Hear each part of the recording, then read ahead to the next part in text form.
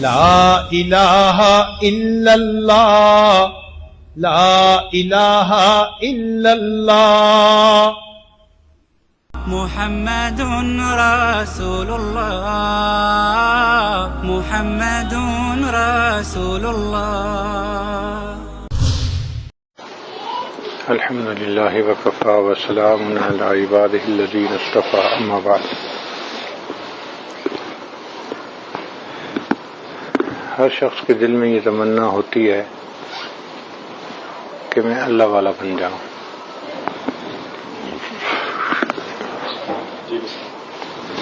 میں اللہ کا دوست بن جاؤں، مگر اسے سمجھ نہیں لگتی کہ مجھے کرنا کیا چاہیے۔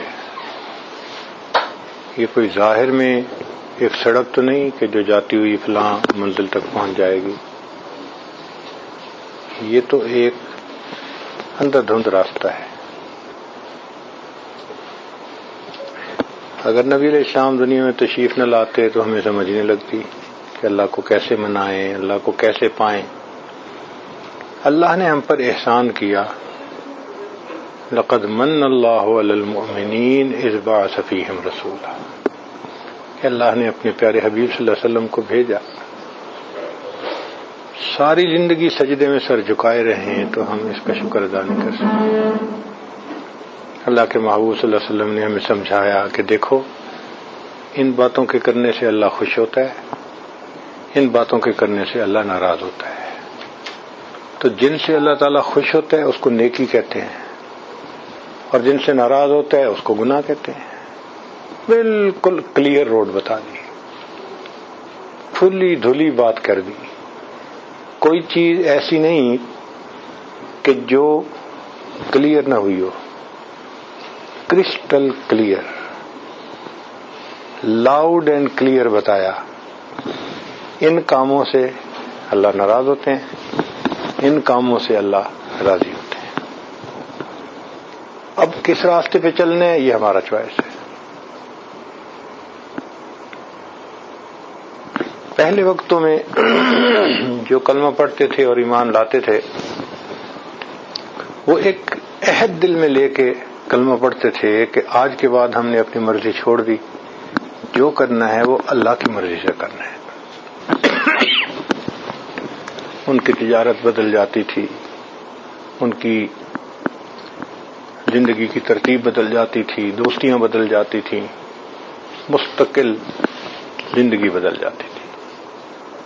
چھوڑ دیتے تھے ہر چیز کو جو پہلی ہوتی تھی، اور ایک نئی زندگی کو اپنا لیتے تھے۔ ان کے ذہن میں یہ نہیں ہوتا تھا کہ ہم کلمہ بھی پڑھیں گے پھر مرضی بھی اپنی کریں گے۔ اس دور میں یہ نہیں تھا۔ اس دور میں ایک ہی بات تھی کہ کلمہ پڑھ لیا، بس اب اللہ کے بن گئے، اب اپنی مرضی نہیں، اب اللہ کی مرضی ہے۔ چنانچہ وہ ولایت کی بلندیوں تک پہنچ جاتے تھے، چونکہ اللہ کی رضا والی زندگی تھی۔ ہم لوگ جو موروثی مسلمان ہیں، نسل در نسل، نسل در نسل، اب ہم کلمہ خود نہیں پڑھتے، ماحول کی وجہ سے پڑھ لیتے ہیں بچپن میں۔ تو ایسا وقت زندگی میں کوئی آئے کہ ہم عہد کریں کہ ہم نے برائی کو چھوڑا اور نیکی کو اپنایا، الا ماشاء اللہ۔ بس ایک ترتیب چل رہی ہے، ملی جلی ترتیب، اور ملی جلی ترتیب یہ ہے کہ آنکھ نے کسی میں فائدہ دیکھا کر لیا، کسی میں نقصان دیکھا چھوڑ دیا۔ ہم دنیا کا نفع نقصان دیکھتے ہیں، لوگوں کو خوش کرنے کے لیے کرتے ہیں، لوگوں کو خوش کرنے کے لیے نہیں کرتے۔ ہر کام میں یہ ذہن میں ہو کہ اللہ کو راضی کرنا ہے، یہ ہماری زندگی میں نہیں ہوتا۔ یہ سب سے بڑی جو زندگیوں کی کمی ہے وہ ہماری یہ ہے کہ اللہ اورینٹڈ لائف نہیں ہے، نفس اورینٹڈ لائف ہے۔ جو چیز جو دل نے چاہا کر لیا۔ ہاں اتنا ہوتا ہے ہمیں کہ لوگوں کو پتہ نہ چلے، کیوں؟ بدنامی ہوگی، ذلت ہوگی، شرم آئے گی، لوگوں کو کیا منہ دکھائیں گے، لوگ کیا کہیں گے، صرف اس وجہ سے۔ جب ہمیں یہ احساس ہوتا ہے نا کہ لوگ نہیں دیکھ رہے، گناہ کرنا ہمارے لیے اتنا معمولی سا کام ہوتا ہے۔ یہ احساس دل میں ہونا کہ اللہ دیکھ رہا ہے، اگرچہ میں چار دیواری میں ہوں مگر سکرین پہ میں جو دیکھ رہا ہوں میرا اللہ مجھے دیکھ رہا ہے، یہ احساس نہیں ہوتا، اس لیے گناہوں پہ جرأت ہوتی ہے۔ لڑکی ہے تو اس کو بھی بس اتنا، ماں باپ کو پتہ نہ چلے اور میرے پیٹ میں کوئی خرابی نہ ہو۔ اگر یہ دو چیزیں نہیں ہیں تو بس لڑکے سے تعلق ہے، اور لڑکے کا بھی یہی حال، ماں باپ کو پتہ نہ چلے اور بدنامی نہ ہو، اس کے بعد وہ گناہ کے لیے تیار۔ تو ہم لوگوں کے اندر بنیادی جو ایک تبدیلی آنے والی ہے نا، یا آنی چاہیے، وہ ایک کمٹمنٹ کی تبدیلی ہے کہ ہم کسی زندگی کے موڑ پر یہ عہد کریں، اللہ آج کے بعد گناہ چھوڑ دیے، آج کے بعد آپ کی مرضی والی زندگی گزاریں۔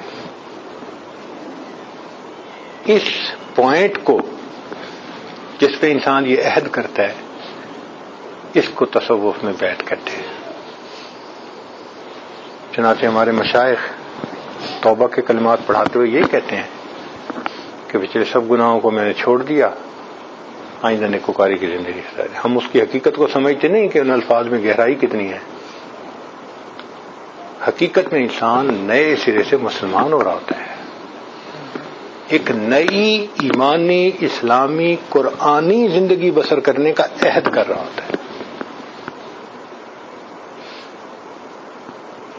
مگر چونکہ ایک طبیعت بنی ہوئی ہے تو آج کے زمانے میں بیعت بھی کر لیتے ہیں، خوش ہو کے کرتے وہی ہیں جو دل چاہتا ہے۔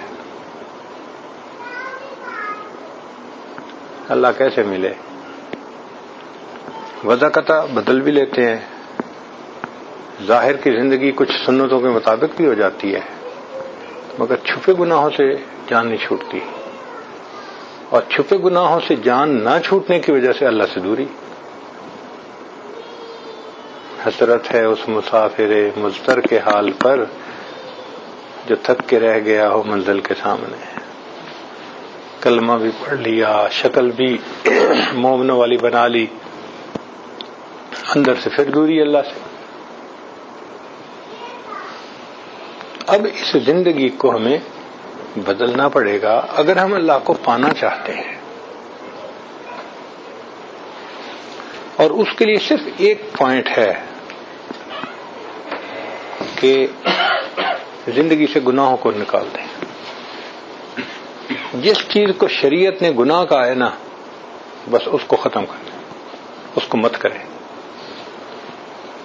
ذکر کا مدعا بھی یہی، صحبت کا مدعا بھی یہی، علم کا مدعا بھی یہی، ہر چیز کا جو فائنل آبجیکٹو ہے نا وہ یہ کہ گناہ چھوٹ جائے۔ اس لیے حضرت اقدس تھانوی رحمۃ اللہ علیہ سے کسی نے پوچھا تھا کہ تصوف کا مقصود کیا ہے؟ انہوں نے کہا تھا کہ انسان کے رگ رگ اور ریشے ریشے سے گناہوں کا کھوٹ نکل جائے، رگ رگ اور ریشے ریشے سے گناہوں کا کھوٹ نکل جائے۔ سن فری لائف، اس کا دوسرا نام ولایت ہے، اور یہ مل سکتی ہے۔ اب اس میں تین چیزیں رکاوٹ ہیں، ہمارا اپنا نفس، پھر شیطان، اور پھر بگڑا ہوا انسان، چاہے رشتہ دار ہو، چاہے دوست ہو، چاہے دفتر میں کلیگ ہو، جو بھی کوئی بگڑا ہوا انسان ہے۔ یہ تین چیزیں بنیادی طور پہ رکاوٹ ہے۔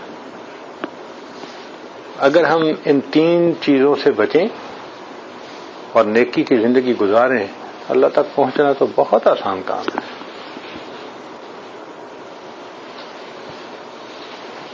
وہ تو یوں سمجھیں کہ جیسے آپ بیٹھے ہوئے ہیں نا، اور اپنے آئی پیڈ کو وائی فائی سے کنیکٹ کرنا چاہتے ہیں تو بس بٹن ایک دبائیں، اللہ اللہ خیر اللہ، وائی فائی سے کنیکٹڈ. ایسے ہی توبہ کا بٹن دبائیں، ڈیلیٹ والا، چل اللہ سے کنیکٹڈ، مسئلہ ہی کوئی.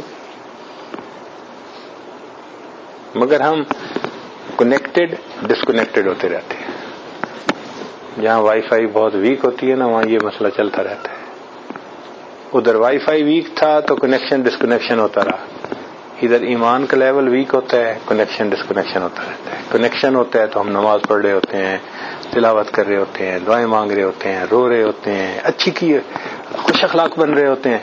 جب ڈسکنیکشن ہو جاتی ہے وہی ہمیں ہمارا بیوی کے ساتھ بولنا بدل جاتا ہے، ہمارا غیر محرم عورت کی طرف نظریں اٹھنی شروع ہو جاتی ہیں، ہمارے ذہن کے اندر شیطانی وسوسے ڈیرا ڈال لیتے ہیں.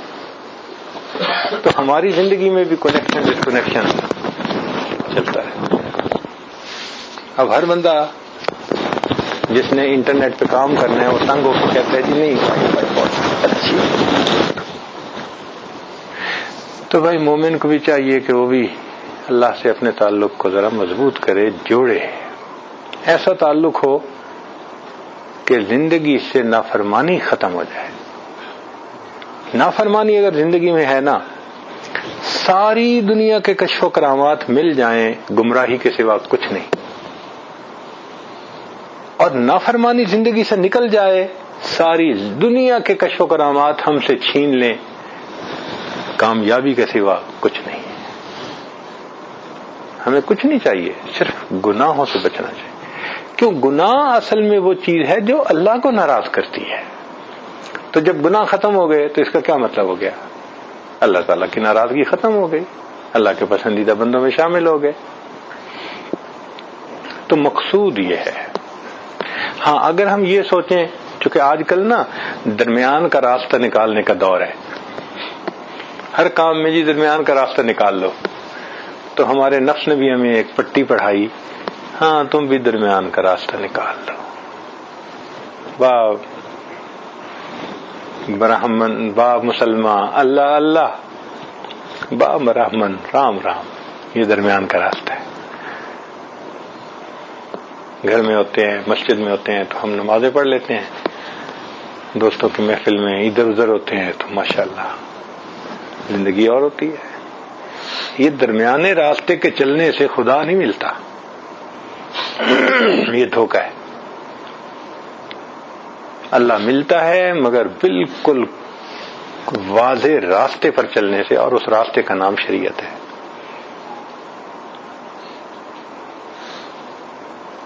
تو یہ سمجھ لیں کہ اللہ تعالی تک پہنچنا بہت آسان ہے، اس میں رکاوٹ ہمارے گناہ ہے، اور کوئی چیز رکاوٹ نہیں ہے. ہم گناہوں کی جان چھوڑ دیں، مصیبتیں ہماری جان چھوڑ دیں. اللہ تعالیٰ بھی ماشاءاللہ اللہ تعالیٰ ہے، جو نافرمانی کا راستہ اپناتا ہے نا، اللہ اس کے ساتھ پریشانیوں کو چپکا دیتے ہیں. چل بھائی، چین اسے پھر بھی نہیں آتا. ایک گناہ کیا، ایک پریشانی، پھر تیسری پریشانی، پھر چوتھی پریشانی. انجوائے کرنے کے لیے گناہ کر رہا ہوتا ہے اور پریشانیاں الٹا اور زیادہ آ رہی ہوتی ہیں. میر کیا سادہ ہیں، بیمار ہوئے جس کے سبب اسی عطار کے لانڈے سے دوا لیتے ہیں. جن گناہوں سے پریشان ہو رہا ہوتا ہے انسان، بھاگ بھاگ کے انجوائمنٹ کی خاطر وہی گناہ کر رہا ہوتا ہے. پریشانیوں سے جان چھڑانے کا ایک طریقہ، ہم گناہوں کی جان چھوڑ دیں. جب ہم گناہوں کی جان چھوڑ دیں گے، پریشانی ہماری جان چھوڑ دیں گی. سکون کی زندگی. دیکھیں پریشانیاں آتی ہیں دین والوں پہ بھی، پریشانی آتی ہیں دنیا داروں پہ بھی، گناہ گاروں پہ بھی، نیکوکاروں پہ بھی، مگر فرق ہے دونوں کا. قرآن پاک میں ایک جگہ اللہ تعالیٰ فرماتے ہیں ما اصابکم من مصیبت فبما کسبت ایدیکم، کہ جو تمہارے اوپر مصیبت آتی ہے ہاتھوں کی کمائی ہے. تو گناہوں کی وجہ سے مصیبت آتی ہے، یہ قرآن پاک سے ثبوت مل رہا ہے. کئی مرتبہ اللہ تعالیٰ اپنے بندوں کو کوئی مرتبے دینا چاہتے ہیں جو وہ اپنے عملوں سے حاصل نہیں کر سکتے، تو اللہ تعالیٰ بہانے کے طور پہ کوئی مصیبت کوئی پریشانی بھیج دیتے ہیں اور اس میں وہ صبر کر لیتے ہیں، تو اللہ اس کو بہانہ بنا کر ان کو وہ درجے عطا فرما دیتے ہیں. یہ جو ہے نا یہ ان کے درجے بڑھانے کے لیے آتی ہیں. اس لیے قرآن پاک میں دوسری جگہ ہے ما اصابکم من مصیبت فباذن اللہ. تو جو فباذن اللہ ہے نا یہ نیکوکاروں کی مصیبتوں کی آیت ہے. اللہ نیکوں کو بھی بھیج دیتے ہیں. صحابہ کی زندگی کو دیکھیں کتنی تکالیف ان کو پہنچی، فباذن اللہ. بلکہ ایمان والوں پہ تو آتی ہیں تکالیف، اس لیے کہ درجے بڑے ملنے ہوتے ہیں نا.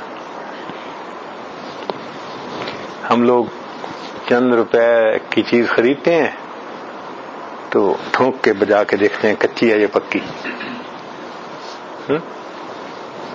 تو جس نے چند ریال کی چیز خریدنی ہو وہ ویریفائی کرتا ہے کچی ہے یہ پکی. تو جس اللہ نے انسان کو جنت جیسی نعمت دینی ہو تو وہ بھی تو دیکھتا ہے نا کہ کچا ہے یہ پکا. تو پھر اللہ آزماتے ہیں مصیبت دے کے پریشانی دے کے، مگر وہ بیئریبل ہوتی ہے. ایک راز بتا دیا کہ ہم جو پریشانی بھیجیں گے نا لا یکلف اللہ نفسا الا وسعها، اس کی جو رینج ہوگی نا اس سے زیادہ نہیں. ایسا نہیں ہوگا کہ بچے کے اوپر ہم 1 ٹن کا لوڈ ڈال دیں، نہیں، بچے کے اوپر ہم 1 kg کا ہی لوڈ رکھیں گے جو اٹھا سکتا ہے. ہاں تم بڑے ہو نا تو ہو سکتا ہے تمہارے سر پہ ہم 20 کلو کا وزن رکھ دیں، 30 کلو کا وزن رکھ دیں، مگر اتنا رکھیں گے جو تم اٹھا سکتے ہو، اس سے زیادہ نہیں رکھیں گے. تو اس کا مطلب یہ کہ حالات آتے ہیں مگر ان میں انسان اگر اللہ تعالی سے اجر لینا چاہے تو صبر کرے، اجر پائے. اب سوال پیدا ہوتا ہے کہ پریشانیاں تو آتی ہیں، نیکوں پہ بھی پریشانیاں آتی ہیں، بروں پہ بھی، فرق کا پتہ کیسے چلے؟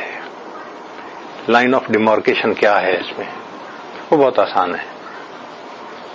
وہ اس طرح سے کہ جو گناہوں کا سبب بن کے پریشانی آتی ہے نا وہ انسان کو الٹا گناہوں میں دھکیل دیتی ہے. آئی جو گناہوں کے سبب، تو گناہوں کے اندر دھکیلنے کا کیا مطلب؟ نمازیں چھوٹ گئیں، مسجد آنا چھوٹ گیا، مایوسی بڑھنے لگ گئی، شکوے اللہ سے زیادہ ہو گئے. اس کا مطلب ہے مصیبت نے الٹا اور گناہوں میں بڑھا دیا. تو یہ لٹمس ٹیسٹ ہے کسی بھی مصیبت کو پہچاننے کا کہ یہ کیوں آئی ہے. تو جس مصیبت سے نمازیں چھوٹ جائیں، عمل چھوٹ جائے، دین سے دوری ہو جائے، دیندار اچھے نہ لگیں اور انسان مایوسی کا شکار ہو جائے، سمجھ لیں کہ یہ اس کے گناہوں کے وبال بن کے آئی ہے. اور کچھ مصیبتیں ایسی آتی ہیں کہ انسان کو جگا دیتی ہیں، جیسے سوئے ہوئے بندے کو جگا دیتے ہیں نا تو وہ پھر روتا دھوتا ہے، جی میرے اوپر مصیبت آ گئی، حضرت جی میں کیا کروں. اب جو نماز نہیں پڑھتا تھا وہ نماز کے بعد تسبیح بھی پڑھ رہا ہے، جو فرض نماز نہیں پڑھتا تھا وہ رات کو تہجد بھی پڑھ رہا ہے، جو مشکل سے فرض نماز پڑھتا تھا وہ اب روزانہ سے پابندی یاسین شریف بھی پڑھ رہا ہے، اس کو کوئی منزل دے دو وہ بھی پڑھ رہا ہے. جب یہ دیکھے نا کہ رونا دھونا زیادہ ہو گیا، اللہ والوں سے ملتا ہے، دعائیں کرواتا ہے، بات بات پہ آنکھوں میں آنسو آ جاتے ہیں، اس کا مطلب یہ کہ یہ مصیبت اس کے درجات بڑھانے کے لیے آئی ہے. تو دونوں کو آسانی سے پہچان سکتے ہیں. ہاں دونوں مصیبتوں کے امپیکٹ جو ہوتے ہیں نا وہ ڈیفرنٹ ہوتے ہیں. اس کی مثال آپ یوں سمجھیں کہ ایک آدمی کھلی فضا میں کھڑا ہے اور سخت جکڑ چل پڑا تو جب سخت جھکڑ چلا نا، آندھی چلی، تو اس کا چہرہ بھی مٹی میں اور داڑھی میں بھی مٹی، کپڑوں میں بھی مٹی. ہم نے ایک مرتبہ ایک طوفان دیکھا تھا کسی جگہ مٹی کا، جو بندہ بھی تھا نا باہر، سر سے پاؤں تک اس کے اوپر مٹی کی تہ جم گئی تھی، ایسا تھا. تو ایک ہے یہ، اور ایک ہے کہ ایک بندہ شیشے کے کمرے میں تھا، یعنی گاڑی میں تھا، یوں سمجھ لیں، اور گاڑی میں بیٹھے بیٹھے وہ پھنس گیا اسی میں، آندھی میں. اب وہ دائیں دیکھ رہا ہے تو درخت جو ہے نا وہ گر رہے ہیں اور مٹی اڑ رہی ہے، ادھر دیکھ رہا ہے تو مٹی اڑ رہی ہے، لیکن کار کے اندر اے سی میں بیٹھا ہوا ہے، اس کو مسئلہ ہی نہیں کوئی، اس پہ امپیکٹ نہیں ہے اس کا کوئی. یہ آندھی ہے مگر اس کے باہر باہر ہے، اس کے اندر آندھی نہیں ہے. تو جو گناہوں کے سبب سے مصیبتیں آتی ہیں وہ اس بندے کی طرح جو سامنے کھڑا آندھی کو جھیل رہا ہے، اور جو نیکوں کے اوپر آتی ہیں پریشانیاں وہ اس طرح کہ گاڑی کی ایئر کنڈیشن گاڑی کے اندر بیٹھے ہیں اور باہر آندھی آ رہی ہے. تو باہر کی آندھی کیا کہتی ہے پتہ بھی نہیں چلتا. اس کو ایک اور طرح سے واضح کرتے ہیں. دو عورتیں ہیں، دونوں ٹیشو پیپر لے کے اپنے آنسو پوچھ رہی ہیں، اور انہوں نے کئی ٹیشو پیپر گیلے کر دیے. کیوں بھائی؟ ان میں سے ایک عورت تو وہ ہے جس کا جوان بیٹا فوت ہو گیا ایکسیڈنٹ میں، اب دل دکھی ہے اور دکھ سے رو رہی ہے، اس کے آنسو نہیں تھمتے، وہ بات کرتی ہے تو روتی ہے، وہ بچے کو یاد کرتی ہے تو روتی ہے، تھوڑی تھوڑی دیر بعد خود بخود آنسو نکلتے ہیں. مگر ان آنسوؤں کے نکلنے میں اس کا دل بڑا غمزدہ ہے، نہ کھانے کو دل چاہتا ہے نہ سونے کو. ایک یہ عورت ہے. ایک اور عورت ہے، اس نے بھی کئی ٹیشو سے اپنے آنکھوں کے پانی کو صاف کیا اور ڈھیر لگا دیا ٹیشو کا. بھئی اس کو کیا ہے؟ وہ جی اصل میں اس نے نا فروٹ چاٹ بنوائی تھی جو اسپائسی تھی، اب یہ کھا رہی تھی، سی بھی کر رہی ہے اور آنکھوں سے آنسو نکل رہے ہیں تو وہ بھی پوچھ رہی ہے، مگر جب ایک پلیٹ ختم ہوتی ہے نا پھر دوسرے کا آرڈر بھی دے دیتی ہے. اب اس کے آنسو کا پوچھنا کچھ اور ہے اور اس کے آنسو کا پوچھنا کچھ اور ہے. یہی فرق ہے کہ دنیا داروں پہ جو مصیبتیں پریشانی آتی ہیں ان کے دل پریشان ہو رہے ہوتے ہیں، قابل رحم ہوتے ہیں بیچارے، جیسے اس ماں پہ لوگ رحم کھاتے ہیں جس کا جوان بیٹا فوت ہو چکا ہوتا ہے. اور اللہ والوں پہ اس دین کے راستے میں بھی غم پریشانیاں آتی ہیں مگر یہ فروٹ چاٹ کھا رہے ہوتے ہیں، ماشاءاللہ انجوائے بھی کر رہے ہوتے ہیں، آنسو بھی پوچھ رہے ہوتے ہیں. دنیا دیکھتی ہے بڑے پریشان ہیں.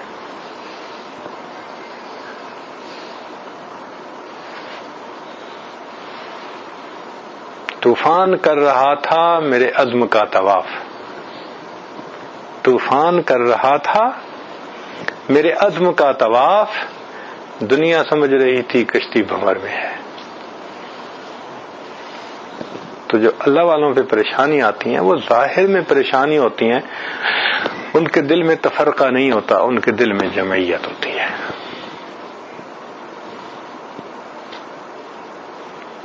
تو اللہ تعالیٰ کو منانا مشکل نہیں ہے، بہت آسان کام ہے، اور اس کے لیے کوئی ٹریڈ مل پہ بھاگنا نہیں پڑتا، کوئی ورزش نہیں کرنی پڑتی، کوئی وزن لوز نہیں کرنا پڑتا، کچھ نہیں کرنا پڑتا. کیا کرنا پڑتا ہے؟ بس ایک کام کرنا پڑتا ہے کہ دل میں یہ عہد کرے کہ اللہ خلاف شریعت کام نہیں کرنا. اور شریعت کا حسن دیکھو، شریعت نے گناہ کو اتنا آسان بنا دیا انڈرسٹینڈ کرنے کے لیے. نبی صاحب نے فرمایا ما حاک فی نفسک، کہ تیرے دل میں جو بات کھٹ کے وہ گناہ ہے. یعنی جس کام کو ہم کمرہ بند کر کے کرنا چاہیں، جس کام کو کرتے ہوئے ہم چاہیں کسی کو پتہ نہ چلے، دیٹس این انڈیکیشن یہ گناہ ہے. اب بتاؤ، مرد بھی جان سکتا ہے، عورت بھی جان سکتی ہے، پڑھا لکھا بھی جان سکتا ہے، ان پڑھ بھی جان سکتا ہے. کیا خوبصورت شریعت ہے. مفتی کی بھی ضرورت نہیں ہے کہ مفتی ہی بتائے جی گناہ ہے یا نہیں. فرمایا نہیں، دل پہ ہاتھ رکھو، تمہیں پتہ چل جائے گا گناہ ہے یا نہیں ہے. تو گناہ کا سمجھنا بھی آسان کر دیا. تو اللہ والا بننے کے لیے بہت آسان سٹیپ ہے کیا کہ یہ عہد کر لو کہ میں نے گناہ نہیں کرنا. اچھا، ایک نقطہ اور بھی سمجھ لیں. اللہ تعالی نے حلال کا دائرہ بہت وسیع رکھا، حرام کا دائرہ بہت چھوٹا. مثال کے طور پہ اگر آپ حرام جانوروں کا لکھیں نا تو چند درندے قسم کے جو حرام ہے، سور ہے، گدھا ہے، یا اور درندے قسم کے چند جانور ہیں، یہ حرام ہے. اور حلال کی لسٹ دیکھو، سبحان اللہ، سینکڑوں میں جانور حلال. مشروبات کو دیکھ لیں کہ چند مشروب حرام ہیں جن سے نشہ ہوتا ہے. چند ہی ہوئے نا، یہ مشروب حرام ہے. اور اگر حلال کی لسٹ دیکھو، سبحان اللہ، کیا جوسز کی ورائٹی ہے اور کیا دوسرے ٹیسٹ ہیں اور فلیورز ہیں، سب حلال. تو اس کا مطلب یہ کہ اللہ نے حلال کا بہت بڑا وسیع میدان بنایا، حرام تو بہت چھوٹا ہے. تو بھئی ہم اس چھوٹے کو چھوڑ دیں اللہ کی خاطر؟ شریعت کہتی ہے کہ دیکھو، تم سے اگر اپنا آپ کنٹرول نہیں ہوتا، نکاح کر لو.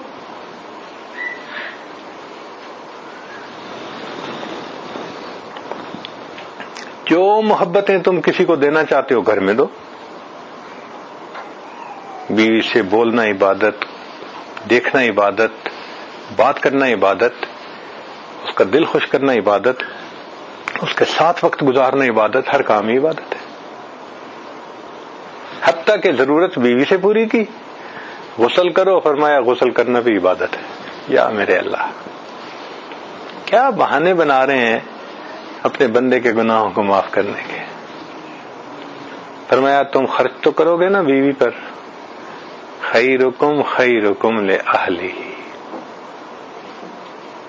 بیوی پہ خرچ کرنے کا ایک تو ثواب، بہترین صدقہ، اور تم میں سے بہترین وہی ہے جو گھر والوں کے لیے بہترین ہے. تو شریعت اتنا کہتی ہے کہ بھئی تم نے نکاح جب کر لیا تو اب جتنے سویٹ بن کے تم رہ سکتے ہو بیوی سے رہو. کیا رکاوٹ ہے؟ یہ کہاں لکھا ہے کہ تم نکاح اس سے کرو گے اور محبت دفتر کی کسی سیکٹری سے کرو گے؟ یہ کہاں لکھا ہوا ہے؟ شریعت منع کرتی ہے. گھر میں کسی کو بساؤ، دل میں کسی اور کو بساؤ. یہ کہاں کا انصاف ہے بھائی؟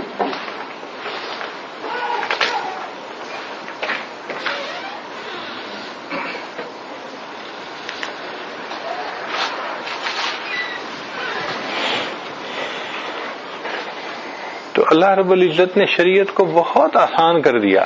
بہت آسان ہے یہ شریعت. الدین یسر، سبحان اللہ، دین سراسر آسانی. اللہ نے اس دین سے حرج کو ختم کر دیا. وما جعل علیکم فی الدین من حرج، حرج ہے ہی نہیں اس دین میں، آسانی آسانی ہے. نبی صاحب نے فرمایا یسروا ولا تعسروا، آسانیاں کرو، تنگی نہ کرو. کتنا پیارا دین ہے، سبحان اللہ، آسانیاں ہی آسانیاں. چنانچہ نبی علیہ السلام کے سامنے ایک کام کے دو آپشنز ہوتی تھیں، تو جو آپشن آسان ہوتی تھی اللہ کے وسلم اس کو چن لیا کرتے تھے. تو دین تو آسان ہے، دین مشکل نہیں ہے. ہاں، ہم اپنے آپ کو گناہوں میں لگا کے زندگی کو مشکل میں ڈال دیتے ہیں. بھئی دیکھو، سچ بولنا کتنا آسان ہے. سچ بولنے کی سب سے بڑی ایک صفت یہ ہے کہ یہ یاد نہیں کرنا پڑتا میں نے کب کیا کہا تھا.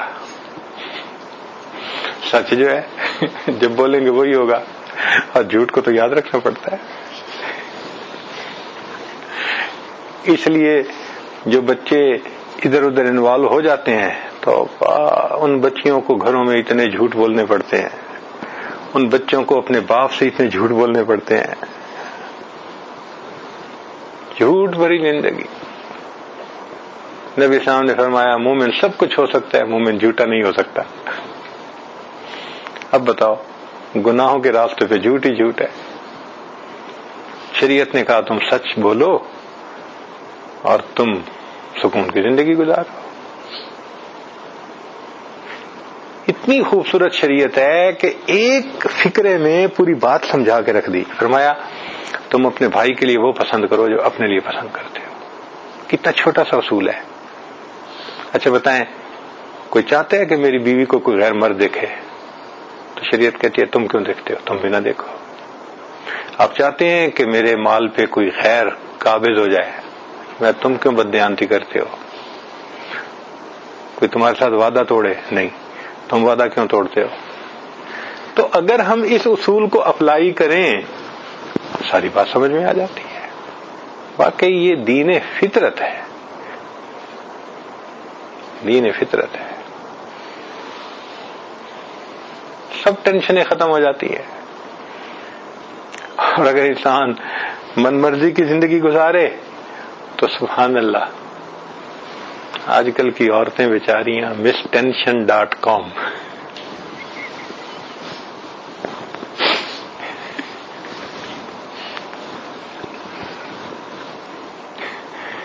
کیوں؟ اس لیے کہ دین والی زندگی ہے نہیں، ٹینشن ہی ٹینشن ہے.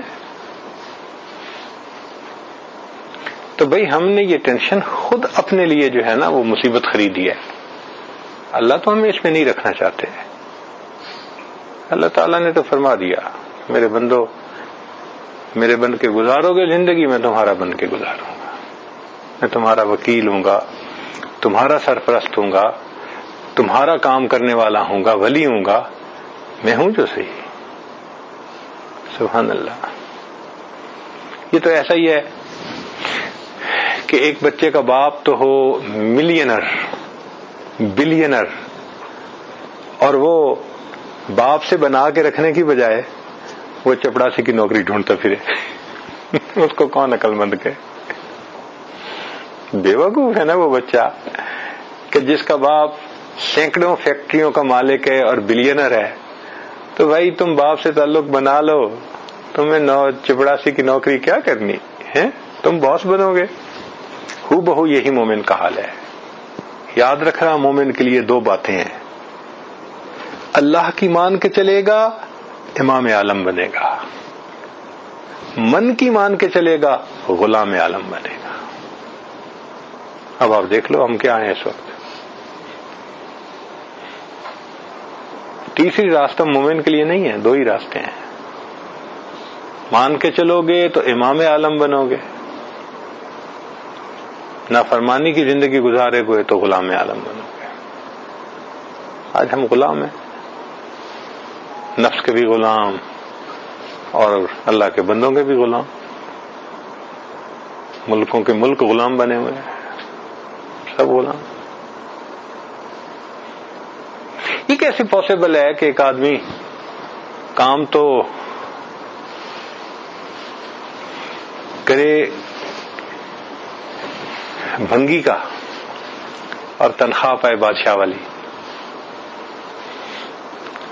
بھائی بادشاہ والی تنخواہ لینے کے لیے تو بادشاہ والے کام کرنے پڑیں گے. ہم کام تو کرتے ہیں گناہوں والے، بھنگیوں والے، اور اللہ سے توقع رکھتے ہیں اللہ ہمیں سرخرو کر دے، اللہ ہماری دعائیں قبول کر لے، ہماری مرضی پوری ہو جائے. کیسے ہو سکتا ہے؟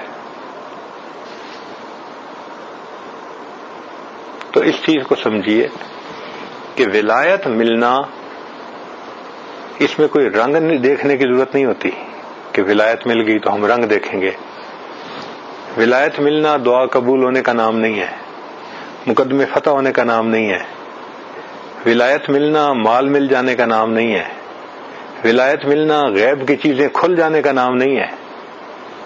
ولایت ملنا ہوا میں اڑنے کا نام نہیں ہے. پانی پہ چلنے کا نام نہیں ہے، زمین کے فاصلے جلدی طے ہو جانا اس کا نام ولایت نہیں ہے، دشمنوں پہ غالب آ جانا اس کا نام ولایت نہیں ہے، دنیا میں بڑی عزتیں مل جانا اس کا نام ولایت نہیں ہے۔ تو ولایت نام کس کا ہے؟ ولایت نام اس کا ہے کہ زندگی سے گناہ نکل جائیں، اللہ بندے سے راضی ہو جائے، سمپل سی چیز ہے، مقصود کو سامنے رکھیں۔ تو اس پہ محنت کریں کہ زندگی سے چن چن کے گناہوں کو ختم کریں، اور یہ گناہ کوئی اور نہیں آپ سے ختم کروا سکتا، گناہوں کا پتہ خود بندے کو ہوتا ہے کہ میں کہاں کیا کیا کرتا ہوں، دوسرا نہیں کوئی کر سکتا۔ شریعت نے کہا کہ ٹھیک ہے تم گناہوں سے جان چھڑاؤ، دیکھو پریشانیاں تمہاری جان کیسے چھوڑتی ہیں، تم نیکی پہ آ جاؤ، دیکھو ہم برکتوں کے دروازے کیسے کھولتے ہیں۔ اس کو یوں سمجھیں کہ ہماری ایک بچی ہے چھوٹی سی، اس نے آئی پیڈ پہ ایک مرتبہ کوڈ لگا دیا۔ اب اس کو سمجھایا تھا اس کی امی نے کہ بھائی 1 ڈیجٹ کا کوڈ لگانا، یعنی 8 کا ہندسہ یا 7 کا، یا تو اس نے نئی نئی چیز سیکھی تو اوپر بس کوڈ لگا دیتی تھی۔ اللہ کی شان، ایک دفعہ وہ اس سے کوئی ڈیجٹ بدل گیا درمیان میں، اب کیا بدلا کچھ پتہ نہیں۔ پہلے تو اس کی امی نے کوشش کی، کوڈ نہیں کھلتا، پھر کسی اور نے کوشش کی، نہیں کھلتا، پھر ماشاءاللہ ہمارے آئی ٹی اسپیشلسٹ آ گئے، ہم نے ان سے کہا کہ بھائی بچی کہتی ہے کہ میں نے اس کے اوپر وہ حساب کتاب والی گیمیں آج کل بن گئی ہیں، بچے مصروف رہتے ہیں، تو کہنے لگے نہیں کر سکتے۔ اگلے دن گئے کسی دکان کے اوپر جو اس کا کام کرتے تھے، انہوں نے کہا جی نہیں کر سکتے، کھول نہیں سکتے، کیا کریں؟ انہوں نے کہا اس کو 0 کرو، نئے سرے سے پھر اس کو، یا اللہ، کوڈ نے اس کمپیوٹر کو کھلنے نہیں دیا۔ اللہ رب العزت کی رحمتوں کا دروازہ ہے نا، اس کے اوپر گناہوں کا کوڈ لگا ہوا ہے، جب تک اس گناہ کو نہیں چھوڑیں گے نا وہ اس دروازے کو کھلنے ہی نہیں دے گا۔ جو مرضی کر لیں، رو رو کے دعائیں مانگ لیں، نفلی روزے رکھ لیں، جو مرضی کر لیں، ایک ہی حل ہے، گناہ چھوڑو، دوسرا حل کوئی نہیں ہے۔ اور وہ گناہوں کا کوڈ ہم نے خود لگایا ہوا ہے،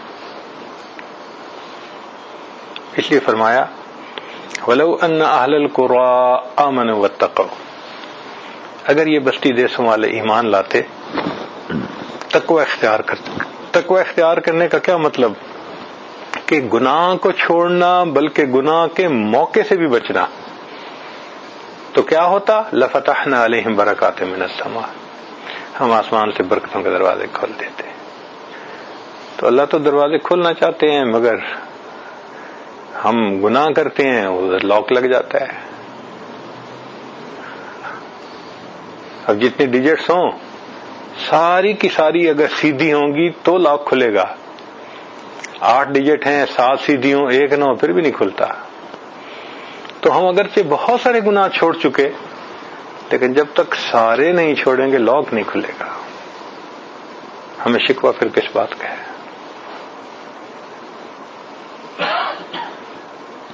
اس کی بنیادی تو وجہ ہم ہیں، خود ہیں، ہمارے کرتوت ہیں جو برکتوں کے دروازوں کو کھولا ہوا ہے، بند کیا ہوا ہے۔ آج ہم گناہوں کو چھوڑتے ہیں، برکتوں کے دروازے کھل جائیں۔ تو اس لیے ولایت ملنا آسان ہے، مشکل نہیں، مگر گناہوں کو چھوڑنا پڑتا ہے۔ گناہوں کے ساتھ ولایت کا ملنا ناممکن ہے۔ ای خیال است محال است جنو، یہ پاسبل نہیں ہے، یہ ممکن نہیں ہے۔ تو اس پہ محنت کیجئے کہ گناہ نہ رہے زندگی میں، ان کو چن چن کے ختم کیجئے۔ گناہوں کا چھوڑنا آسان نہیں ہوتا، لیکن جب انسان اللہ سے مانگے اور اللہ چھڑوانے کا ارادہ فرما لیں تو بہت آسان ہو جاتا ہے، تو بہت آسان ہو جاتا ہے۔ ہمارے مشائخ نے لکھا ہے کہ جو شخص گناہ سے بچنے کے لیے اللہ سے مدد مانگتا ہے، اللہ فرماتے ہیں میرے بندے میرے اوپر یہ مدد لازم ہے، میں کر کے دکھاؤں گا. چونکہ بندہ گناہوں سے بچنا چاہتا ہے نا، تو اللہ کی مدد لازماً اترتی ہے گناہوں کے بچنے. ہم نے اپنی زندگی میں بہت آزمایا، مرد تھے، عورتیں تھیں، گناہوں میں پڑے ہوئے تھے، کہتے تھے جی ہم تو چھوڑ ہی نہیں سکتے. ہم نے کہا عہد کر لو، 2 رکعت پڑھ کے اللہ سے مدد مانگو، پھر دیکھو الحمدللہ اللہ نے نکال دیا، گناہ سے دل میں سے نکال دیا. تو گناہوں سے بچنے کی کوشش بھی کریں، اللہ سے مدد بھی مانگیں. اور کرائٹیریا یہی ہے ہمارا دیکھنے کے لیے کہ ہم اللہ کے کتنا قریب ہیں. اس کو ذرا دوسرے انداز میں سمجھ لیں کہ اب میں یہاں ہوں تو سامنے کی جو دیوار ہے وہ فرض کرو مجھ سے 10 فٹ دور ہے. تو اگر میں 1 فٹ قریب ہو جاؤں تبھی بھی دیوار سے دور، 2 فٹ قریب ہو جاؤں تو بھی دور، 9 فٹ قریب ہو جاؤں تو بھی دور. جب تک 10 فٹ میں قریب نہیں ہوتا میں دیوار کے قریب نہیں ہوتا. ایسے ہی شریعت کے اندر اگر فرض تو 100 گناہ ہیں تو 100 گناہ کرنے والا اللہ سے 100 قدم دور ہے. جس نے 1 چھوڑ دیا وہ 1 قدم قریب ہو گیا، 2 چھوڑ دیے 2 قدم قریب ہو گیا. اب ہم کہیں جی ہم نے تو مدرسے میں پڑھا اور ہم تو عالم ہیں اور مفتی ہیں اور سالک ہیں اور صوفی ہیں اور ہم تو بڑے جماعت میں جانے والے ہیں، لیکن ہماری زندگی سے 95% تو گناہ ختم ہو چکے ہوتے ہیں. 1 2 ہوتے ہیں جو ارتکاب ہوتا رہتا ہے. کہیں نظر قابو میں نہیں، کہیں زبان قابو میں نہیں، کہیں غصے کی مصیبت ہے، کہیں بدگمانی کی مصیبت ہے. تو پھر ہے تو دور ہی نا. ہم نے 95 قدم اٹھا لیے، 96 اٹھا لیے، 97 اٹھا لیے، 98 یا 99 اٹھا لیے، ابھی بھی دور ہیں جب تک آخری گناہ نہیں چھوڑیں گے. اللہ کے قریب تب ہوں گے جب آخری گناہ بھی چھوٹ جائے گا. اس فلسفی کو سمجھنا کوئی مشکل کام نہیں ہے. اور ایک بات ذہن میں رکھنا، ہمارے مشائخ نے لکھا ہے کہ جو شخص علم اور ارادے سے گناہ کرنا چھوڑ دیتا ہے اللہ اس بندے کی دعاؤں کو رد کرنا چھوڑ دیتا ہے. صحابہ رضی اللہ عنہم کی جو دعائیں قبول ہوتی تھیں ان کی زندگی میں گناہ نہیں تھا.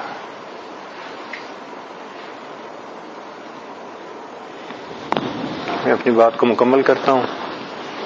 آپ لوگ ہماری علاقائی زبان نہیں سمجھتے، ہم ہیں پنجابی بولنے والے، پنجاب کے رہنے والے. تو اس میں ایک شعر میں آپ کو سناؤں گا جو آپ کو سمجھ تو نہیں آئے گا لیکن اس کا میں ترجمہ کروں گا کہ آج کل ہماری زندگی کی جو ترتیب ہے نا وہ اس طرح کی ہے. شاعر نے کہا، استاد دامن لاہور کا ایک مشہور پنجابی شاعر گزرا ہے، وہ کہتے ہیں اس دکھی حیاتی دے پینڈیاں وچ کدی راہ پہ گئے کدی بھلدے رہے. کہ اس دکھی حیاتی کے گزارنے میں ہم کبھی راستے پہ پڑ گئے کبھی راستے سے اتر گئے. اس دکھی حیاتی دے پینڈیاں وچ کدی راہ پہ گئے کدی بھلدے رہے. ایک دیوا امید دا بلدہ رہا لکھ جکڑ نیریاں دے چلدے رہے. بہت آندھیاں آئی غموں کی مگر امید کا ایک دیا جلتا رہا.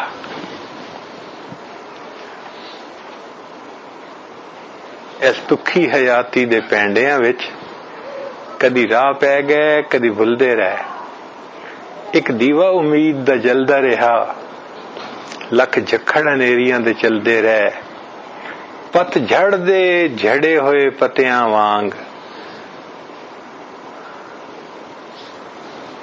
اسی تیرے جہان وچ رلدے رہے. کہتے ہیں کہ جیسے پت جھڑ کا موسم ہوتا ہے نا تو خشک پتا درخت سے گرتا ہے، کبھی ہوا ادھر پھینک دیتی ہے کبھی ادھر پھینک دیتی ہے کبھی ادھر پھینک دیتی ہے. وہ پت جھڑ کے جھڑے ہوئے پتے کی طرح ہمیں بھی کبھی حالات نے ادھر پھینک دیا کبھی ادھر پھینک دیا کبھی ادھر، ہم بھی دھکے کھاتے پھرتے ہیں. پت جھڑ دے جھڑے ہوئے پتیاں وانگ اسی تیرے جہان وچ رلدے رہے، پر دامن امید دا چھڈیا نہ، اسی نال تقدیر تے گھلدے رہے۔ ہم نے تقدیر کا دامن نہیں چھوڑا، ہم نے امید کا دامن نہیں چھوڑا، ہم تقدیر کے ساتھ کشتی کرتے ہی رہے۔ اب ایک یہ بندے کی زندگی ہے کہ جو سمجھتا ہے کہ مجھے پت جھڑ کے جھڑے ہوئے پتے کی طرح کبھی ادھر حالات لے گئے کبھی ادھر لے گئے، اور میں تو بس تقدیر کے ساتھ کشتی کرتا پھر رہا ہوں۔ ایک یہ زندگی ہے، یہ ہماری زندگی ہے۔ جو گناہوں کی جان نہیں چھوڑتے ان کی یہ زندگی ہوتی ہے، اور ایک زندگی ہوتی ہے اللہ والوں کی۔ وہ زندگی کیا ہوتی ہے؟ وہ زندگی یہ ہوتی ہے کہ وہ اپنے آپ کو اللہ کے حوالے کر دیتے ہیں، اللہ ان کے کاموں کو سنوارتا ہے۔ اس کے لیے شعر سنیے، علامہ اقبال نے کیا خوبصورت شعر کہا، تیرے دریا میں طوفان کیوں نہیں ہے۔ دریا میں طوفان سے مراد تیرے دل میں اللہ کی محبت کا وہ ولولہ کیوں نہیں ہے، وہ جوش، وہ حرارت، وہ جذبہ، وہ تیرے اندر کیوں نہیں ہے۔ تیرے دریا میں طوفان کیوں نہیں ہے، خودی تیری مسلمہ کیوں نہیں ہے۔ خودی کہتے ہیں کہ انسان ہر کسی کی نفی کر دے اور ایک اللہ کے سامنے جھکے، اس کو خودی کہتے ہیں، کہ ایک خدا کے سامنے جھکنے والا اس کے پاس خودی ہوتی ہے۔ وہ اس کا سر در در پہ نہیں جھک سکتا، وہ صرف اللہ کے سامنے جھکتا ہے، اس کو اس نے خودی کہا۔ اس لیے کہا کہ خودی مسلمان کیوں نہیں ہے، کہ ایک اللہ کے سامنے جھکو، باقی سب ماں سے واہ سے بیزار ہو جاؤ۔ تو کہتا ہے تیرے دریا میں طوفان کیوں نہیں ہے، خودی تیری مسلمہ کیوں نہیں ہے، ابس ہے شکوائے تقدیر یزداں، تو خود تقدیر یزداں کیوں نہیں ہے۔ تو خواہ مخواہ تقدیر کے شکوے کرتا ہے، تو خود اللہ کی تقدیر کیوں نہیں بنتا۔ ابس ہے شکوائے تقدیر یزداں، تو خود تقدیر یزداں کیوں نہیں ہے۔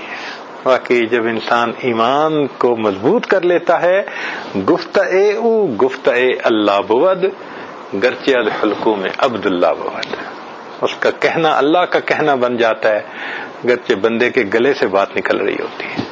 حدیث پاک میں اللہ فرماتے ہیں لو اقسم علی اللہ لابر، میرے بندے قسم کھا کے کو بات کر دیں، میں ان کی قسم کو پورا کر دکھاؤں گا۔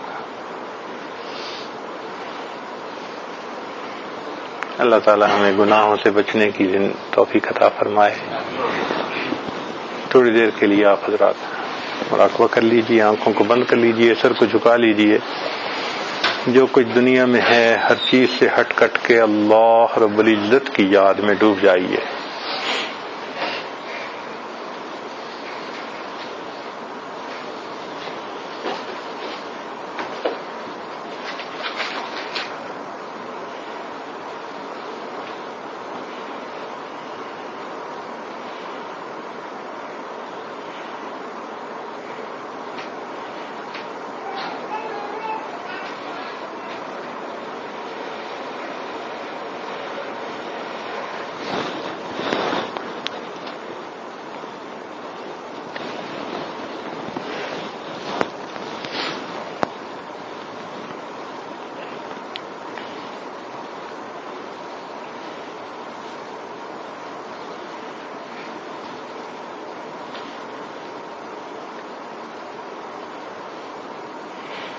دل مغموم کو مسرور کر دے،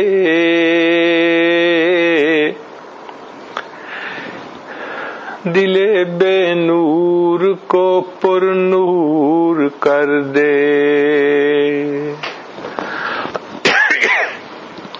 دل مغموم کو مسرور کر دے،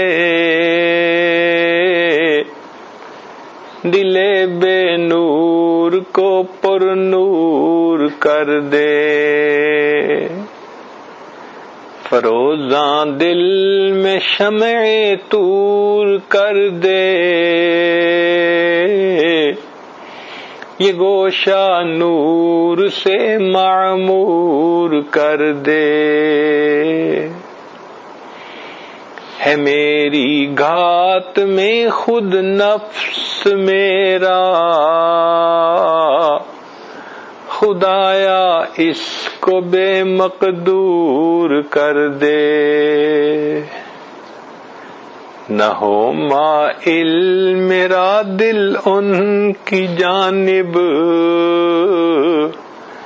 جنہیں تیری عطا مغرور کر دے،